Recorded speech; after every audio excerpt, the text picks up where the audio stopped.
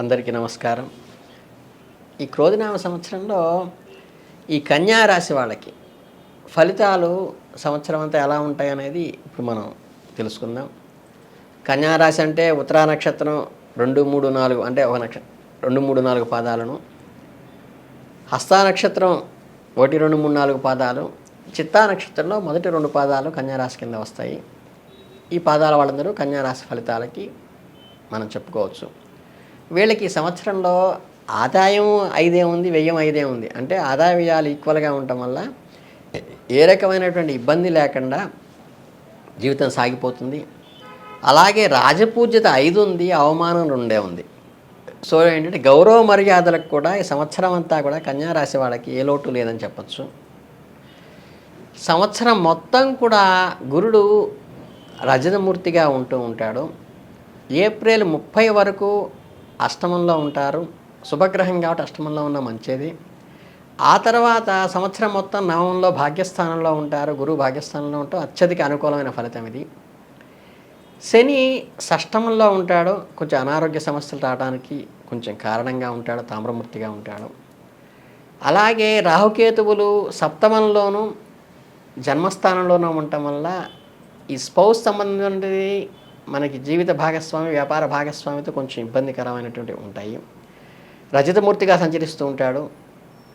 అందువల్ల ఏంటంటే మనకి ఈ రకమైనటువంటి గ్రహాలు ఫలితాలను ఆధారంగా చేసుకుని మనం ప్రధానంగా మిగతావన్నీ నడుస్తూ ఉంటాయి కాబట్టి ఇవి ప్రధానంగా సంవత్సరంలో మేజర్ ఒకే చోట ఉంటాయి కాబట్టి వీటి ఫలితంగా తీసుకోవాలి. వ్యక్తిగతమైనటువంటి జాతక పరిశీలన ఒకసారి వీళ్ళు చూపించుకుంటే మంచిది. ఆదాయ విధాలు ఈక్వల్గా ఉన్నప్పటికీ కూడా ఇది కొంచెం సూచన మాత్రంగా చెప్పవలసిన విషయం. అలాగేంటంటే వీళ్ళు ఈ సంవత్సరం అంతా కూడా ప్రయత్నాలకి తగ్గ ఫలితాలని అందుకుంటారు. కాకపోతే మనం చేసేటువంటి పనిలో కానీ వృత్తిలో కానీ మన అభీష్టానికి వ్యతిరేకంగా కొన్ని చేయవలసి వచ్చినప్పటికీ కూడా అంకిత భావంతో చేస్తే అది చివరికి శుభ ఫలితాన్ని ఇస్తుంది. ఈ వస్తువుల విషయంలో కానీ డబ్బుల విషయంలో కానీ కొంచెం అంటే ఎదుటి వాళ్ళు మనని మోసం చేసేటువంటి అవకాశాలు కొద్దిగా ఉంటాయి. అందుకనంటే మన గౌరవం పోకుండా, మొహమాటానికి పోకుండా కొద్దిగా జాగ్రత్త పడాలి.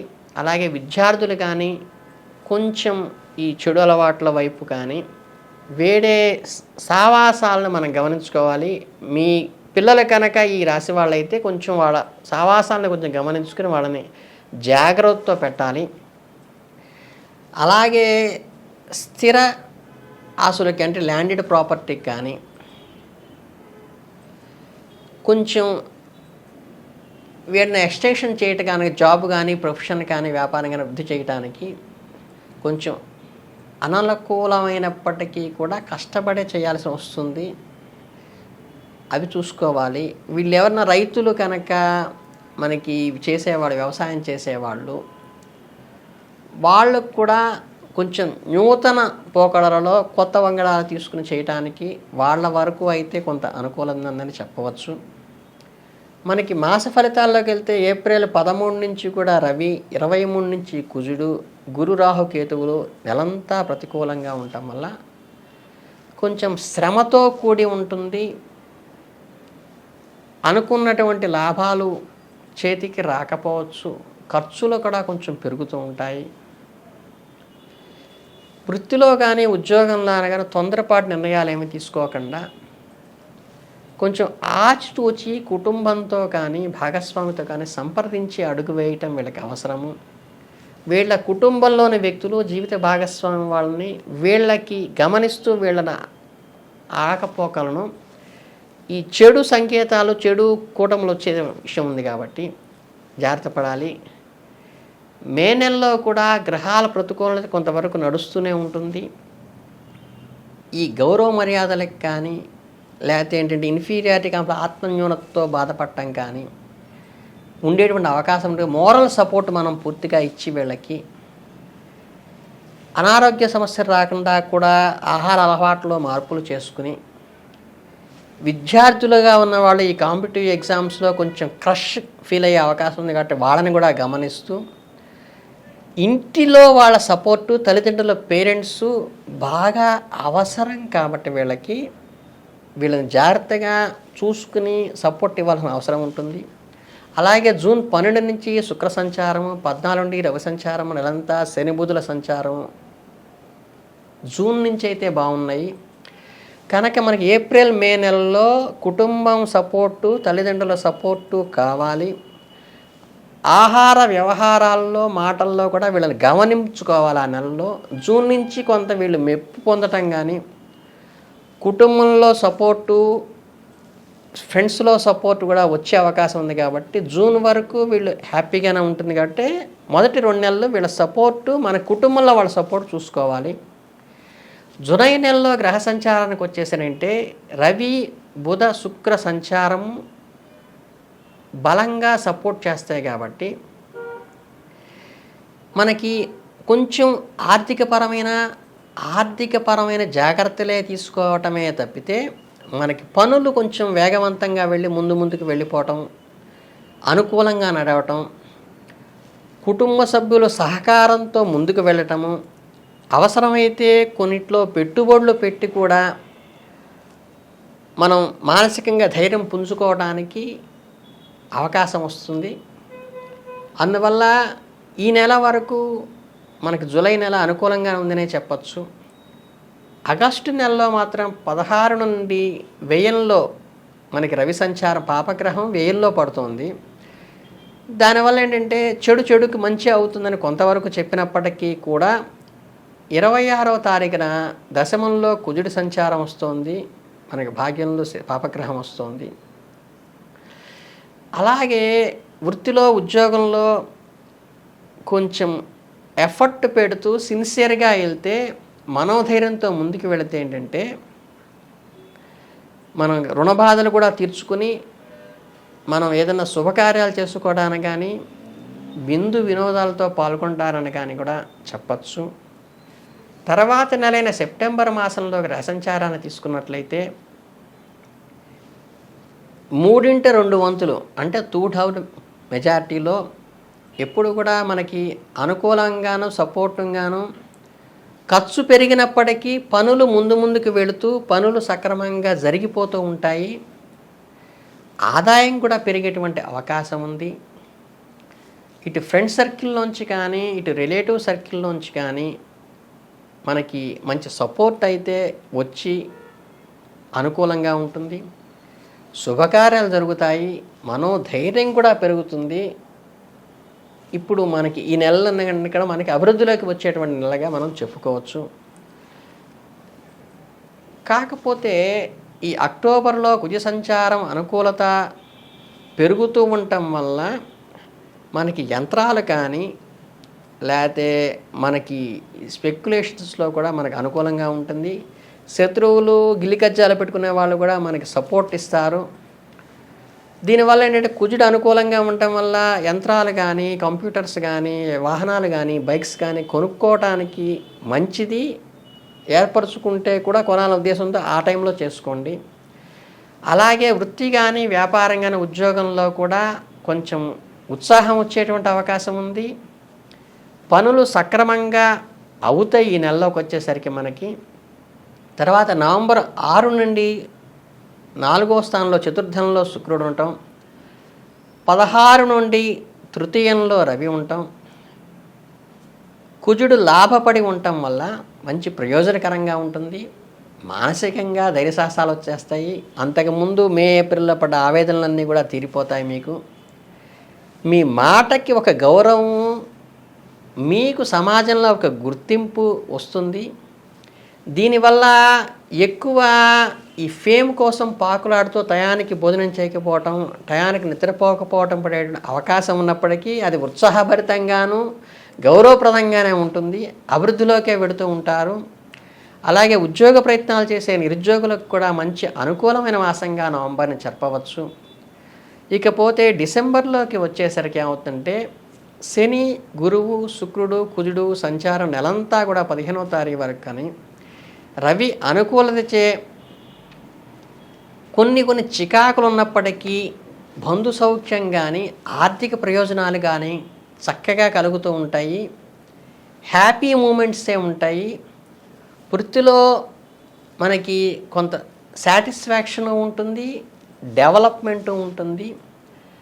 అలాగే మనం గత మాసాల్లో ఏర్పడిన చిన్న చిన్న సమస్యలు కూడా ఇక్కడ నివారణ అయిపోయి వాటికి పరిష్కారం వచ్చేసేసి మన స్థిరాస్తిపరమైనటువంటి నిర్ణయాలు తీసుకోవటానికి, లాభపడటానికి కూడా గృహ సంబంధంగా లాభపడటం కానీ, ఇల్లు కొనేటువంటి కానీ, కట్టడం కానీ లాంటి ప్రాణం వల్ల కూడా మంచి అనుకూలత వస్తుంది. అలాగే జనవరి నెలలో ఏంటంటే మిశ్రమ ప్రయోజనాలు ఉన్నప్పటికీ కూడా మనకి ఆదాయ విషయానికి కాగా మనకి వ్యయాలు అంటే వచ్చిన ఆదాయం కానీ వ్యయం కానీ అప్పటికప్పుడు సరిపోయినట్టుగా అనిపించి కొద్దిగా పని ఒత్తిడి ఉన్నప్పటికీ కూడా కుటుంబం అంతా కూడా ఒక నిర్ణయానికి వచ్చి అందరి సలహాతో కనుక ముందుకెళితే ప్రయత్నాలు ఏ లోపం లేకుండా సక్సెస్ఫుల్గా అవుతాయి. అలాగే ఏంటంటే అనారోగ్యం కొద్దిగా సూచన మాత్రంగా చెప్పటం ఉండటం వల్ల కొంచెం ఆహార విషయాల్లో కొంచెం జాగ్రత్తలు తీసుకోవాలి. ఇక ఫిబ్రవరి మాసానికి వచ్చినట్లయితే మనకి 12వ తారీఖు నుంచి ఈ రవి సంచారం మనకెప్పుడూ కూడా యూస్ఫుల్గాను పాజిటివ్గానే ఉంటుంది. మనం సమాజంలో ఇంట గెలిచి రచ్చ గెలచమంటారు కదా, మనకి ఇంట గెలవటమే కాకుండా రచ్చ కూడా గెలిచేటువంటి ఈ మాసంలో వాళ్ళకి అనుకూలంగా ఉంటుంది.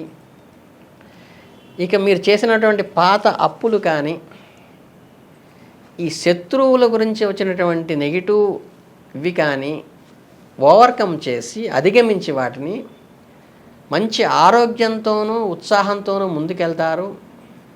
ఈ కన్స్ట్రక్టివ్ ఫీల్డ్లో ఉన్న వాళ్ళు ఎవరైనా ఉంటే వాళ్ళకి కొంచెం ఆ పనులు నిర్మాణాత్మక పనులు చేపట్టుకుంటూనే ఇతరుల విషయాలతో కలిసి మనం అంటే కంబైన్డ్గా పార్ట్నర్షిప్లో చేసే వాటితో కొంచెం జాగ్రత్త వ్యవహరించాలి. ఈ మార్చి నెలలో గ్రహ సంచారం ఎలా ఉంటుందంటే కొద్దిగా ప్రతికూలత, అంటే ఇప్పటిదాకా 5 నెలలు అనుకూలంగా వచ్చి కొంచెం మార్చి నెలలో కొంచెం ప్రయాణాలు చేసాం, అలసట రావటం కానీ, కుటుంబంలో వారు మనకి మనస్పర్ధల వల్ల దూరం అయ్యేటువంటి అవకాశం కానీ, కొంచెం ఖర్చులు పెరిగేటువంటి అవకాశం కానీ ఉంటాయి. కానీ ఉద్యోగ వివాహ ప్రయత్నాల్లో కొంతవరకు నిరాశ కూడా ఏర్పరిచేటువంటి అవకాశం ఉంటుంది. కనుక ఎండింగ్లో కొంచెం సంవత్సరంలో వీళ్ళకి మార్చికి అంటే ఈ క్రోధినామ సంవత్సరం ఎండింగ్లో కొంచెం వీళ్ళకి ఫినిషింగ్ బాగుండదు. కానీ మిగతా 5 నెలలు బ్రహ్మాండంగా ఉన్నాయి. ఇక ఉత్తర ఫల్గుని నక్షత్రం వాళ్ళకి చూసుకుంటే గురుడు సంవత్సరం అంతా పాపిగా ఉంటారు. మనకి అనుకూలమైన మంచి చేసే గురుడు కొంచెం పాపిగా ఉంటాడు. శని కేతువులు సంవత్సరం అంతా శుభులుగా ఉంటారు. కేతు అనుకూలంగా ఉన్నాడు, శని అనుకూలంగా ఉన్నాడు, ముందుకు నడుస్తుంటే పనులు. జూలై 7 నుంచి రాహు శుభుడుగా ఉండి అంటే సంవత్సరం సగంలో ప్రయోజనాల తర్వాత మంచి ప్రయోజనకరంగా ఉంటాడు. కుటుంబంలో పెద్దల ఆశీర్వచనం ఎప్పుడూ ఉంటుంది. వీళ్ళేంటంటే అమ్మవారికి కానీ శివపార్వతులకి అర్ధనారీశ్వర తత్వాన్ని కానీ ఫోటో ఇంట్లో పెట్టుకుని పూజ చేస్తే కొంత అనుకూలవంతంగా ఉంటుంది. హస్తా నక్షత్రం వాళ్ళకి సంవత్సరం అంతా గురుడు పాపిగా ఉన్నప్పటికీ శనికేతువులు శుభంగా ఉండటం వల్ల మనకి కేతువు అనుకూలంగా ఉంటాడు. జూలై నుండి 16 మార్చి వరకు కూడా రాహువు పాపిగా ఉండటం వల్ల రాహుకాల దీపం పెట్టడం కానీ, శనికి పూజ చేయటం కానీ, శని దానాలు చేయటం కానీ, నువ్వులు దానం చేయటం కానీ, ఆవుకి చిన్న ఉండ పెట్టి శని దోష నివారణకి నమస్కారం పెట్టుకుని చేసి గ్రాసంగా ఆవుకి ఇచ్చినప్పుడు ఇది వెంటనే కూడా పరిష్కారంగా ఉపయోగపడుతుంది. నవగ్రహ ఆరాధన కానీ లేకపోతే శివతత్వంలో ఉన్న కాలభైరవ ఆరాధన అంటారు. మనకి కాశీకి వెళ్ళొచ్చినప్పుడు కుక్కకి పూజ చేస్తూ ఉంటాం. ఈ కాలభైరవ ఆరాధన కూడా మీకు ఈ నక్షత్రం వాళ్ళకి చేసుకోవడం సూచించడం జరిగింది. ఇక చిత్తా నక్షత్రం వాళ్ళకి వస్తే ఏమవుతుందంటే ఈ 20 ఆగస్టు నుంచి 27 నవంబర్ వరకు గురుడు శుభంగా ఉంటాడు. పై నక్షత్రం వాళ్ళిద్దరికీ గురుడు పాపిగా ఉంటే వీళ్ళకి శుభంగా ఉన్నారు. అక్టోబర్ 2 నుంచి 27 వరకు శని శుభుడుగా ఉన్నాడు, శని కూడా శుభంగా ఉన్నాడు. 16 మార్చి వరకు రాహువు కూడా శుభంగా ఉన్నాడు. కనుక సంవత్సరం అంతా కేతువు కూడా శుభంగా ఉన్నాడు. కాబట్టి ఈ నక్షత్రం వాళ్ళు, ఈ రాశిలో ఈ నక్షత్రం వాళ్ళకి చాలా ఫైన్గా ఉంది. ఆర్థిక నిర్ణయాలు చక్కగా తీసుకుంటారు. కాకపోతే చిన్న ఇతరులను నమ్మి పెట్టుబడి పెట్టడం చేయకుండా ఉండండి. అలాగే కొన్ని చిన్న చిన్న జాగ్రత్తలు తీసుకుని విజేజీ ప్రయత్నాలు కూడా ఏదైనా ఫారిన్ వెళ్ళే వాళ్ళకి వీసా కోసం అప్లై చేస్తే కూడా మీకు క్లియరెన్స్ వచ్చేటువంటి అవకాశం ఉంది. వీళ్ళకి దైవారాధనలోకి వస్తే అమ్మవారి పూజ చేస్తే శ్రీమాత్రే నమః అని జపం చేసుకుంటే చాలా అనుకూలంగా ఉంటుంది. పై 2 నక్షత్రాల కంటే ఈ నక్షత్రం వాళ్ళకి ఈ రాశిలో అనుకూలంగా ఉంది కనుక మనకి ఓవరాల్గా చూస్తే ఏప్రిల్ మేలో కొంచెం అననుకూలంగాను, మార్చి చివరి ఎండింగ్ అనుకూలంగా, మధ్యలో అన్నీ కూడా చాలా ప్రశస్తంగా ఉంది. కాబట్టి ముఖ్యమైన పనులన్నీ కూడా మధ్యలో 5-6 నెలలు పెట్టుకొని మీరు వృద్ధిలోకి రావాలని, అలా వెళ్తే మీ అందరికీ మంచి జరిగేటువంటి అవకాశం ఉందని ఈ రాశి వాళ్ళకి తెలియచేయడం జరిగింది. ఇది శుభం భూయాత్.